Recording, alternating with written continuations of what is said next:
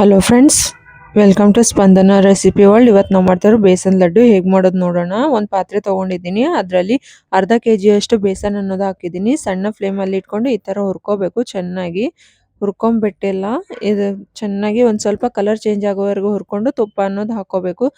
ಸ್ವಲ್ಪನೇ ತುಪ್ಪ ಹಾಕ್ಕೊಂಡು ಚೆನ್ನಾಗಿ ಗಂಟುಗಳನ್ನು ಕಟ್ಟಲಾರ್ದಂಗೆ ಹುರ್ಕೋಬೇಕು. ನೋಡಿ, ಈ ಥರ ಚೆನ್ನಾಗಿ ಹುರ್ಕೋಬೇಕು. ಈ ಥರ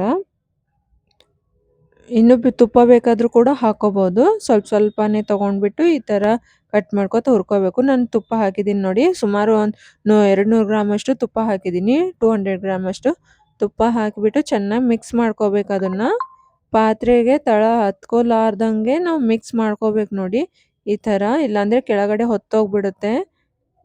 ಚೆನ್ನಾಗಿ ಮಿಕ್ಸ್ ಮಾಡ್ಕೋಬೇಕು. ಮಿಕ್ಸ್ ಆಗ್ತಾಯಿದೆ ನೋಡಿ, ಹುರ್ಕೋತಾ ಇರುತ್ತೀನಿ ನಾನು. ನೋಡಿ, ಈಗ ಪಾತ್ರೆಗೆ ಹತ್ತುತ್ತಾ ಇಲ್ಲ ನೋಡಿ. ಈ ಥರ ಆಗಿದ ಬಳಿಕ ಫ್ಲೇಮ್ ಅನ್ನೋದು ಬಂದ್ ಮಾಡಿಬಿಟ್ಟು ಇನ್ನೊಂದು ಸ್ವಲ್ಪ ಹುರ್ಕೋಬೇಕು. ಯಾಕಂದರೆ ಪಾತ್ರೆ ತಳ ಅನ್ನೋದು ದೊಡ್ಡದಾಗಿರುತ್ತೆ, ಅದಕ್ಕಾಗಿ ತಣ್ಣಗಾಗಕ್ಕೆ ಬಿಡ್ಬೇಕು ನೋಡಿ. ಒಂದು ಅರ್ಧ ತಾಸುವರೆಗೂ ತಣ್ಣಗಾಗಕ್ಕೆ ಬಿಡ್ಬೇಕು. ಈ ಥರ ತಣ್ಣಗಾಗಿದೆ ನೋಡಿ.